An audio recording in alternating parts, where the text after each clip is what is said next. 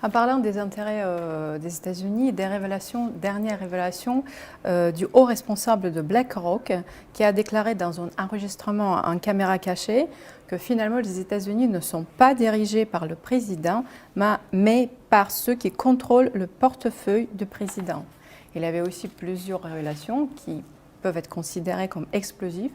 Pourquoi la presse ne parle pas, la presse en France notamment, ne parle pas de ces révélations? Alors, plusieurs remarques. D'abord, oui, j'ai vu cette interview. C'est vrai qu'il y a encore de bons journalistes aux États-Unis, y compris surtout dans des médias alternatifs, et qui donc piègent comme ça des dirigeants et leur font dire plus que ce qu'ils ne devraient dire. Alors, moi, quand j'entends ces choses-là, je me méfie toujours un peu parce que je pense qu'il y a un mythe.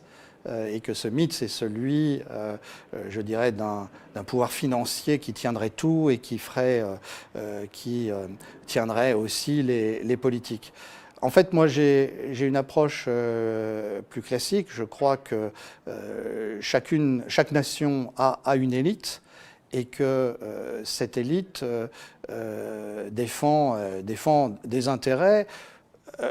Dans la mondialisation, on va dire que l'élite se fiche de savoir si la population dans son ensemble se retrouve dans les intérêts qu'elle défend. Bon. Et il y a eu des périodes, au contraire, d'unanimité entre les élites et le peuple. Bon, mais là, ce n'est pas le cas depuis une quarantaine d'années.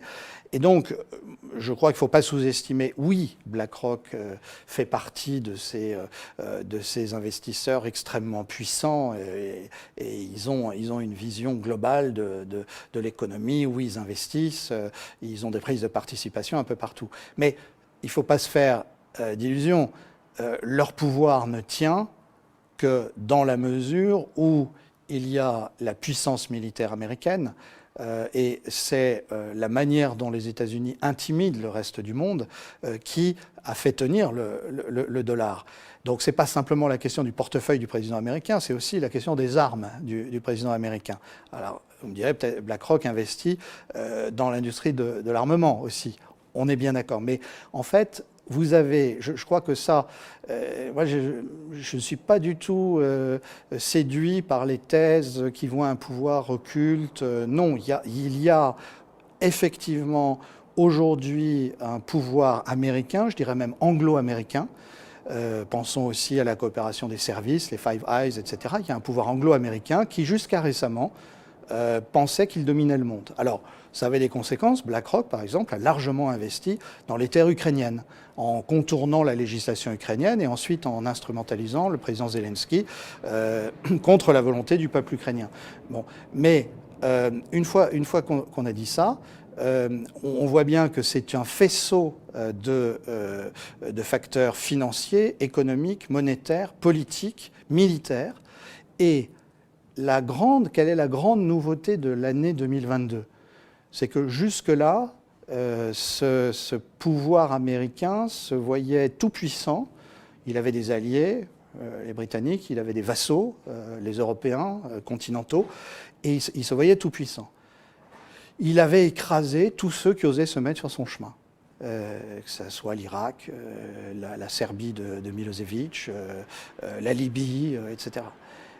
Et là, il se passe quelque chose d'incroyable, c'est que pour la première fois, il y a un pays qui non seulement ose se mettre sur le chemin des États-Unis, mais qui, en plus, a la puissance militaire de dire aux États-Unis n'essayez même pas, de toute façon, vous risquez de perdre la guerre.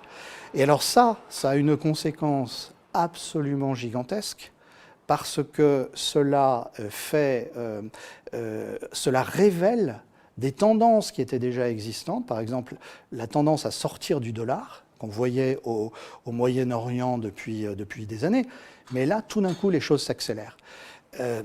Autre exemple, la Chine. On dit le partenariat russo-chinois, il est déséquilibré, c'est la Chine la plus puissante. Mais pas du tout. Il est très équilibré, ce partenariat, parce que les Chinois ne sont pas un peuple de guerriers, c'est un peuple de marchands. Pardonnez-moi, je suis un peu simplificateur, mais il faut comprendre ce qui est en jeu.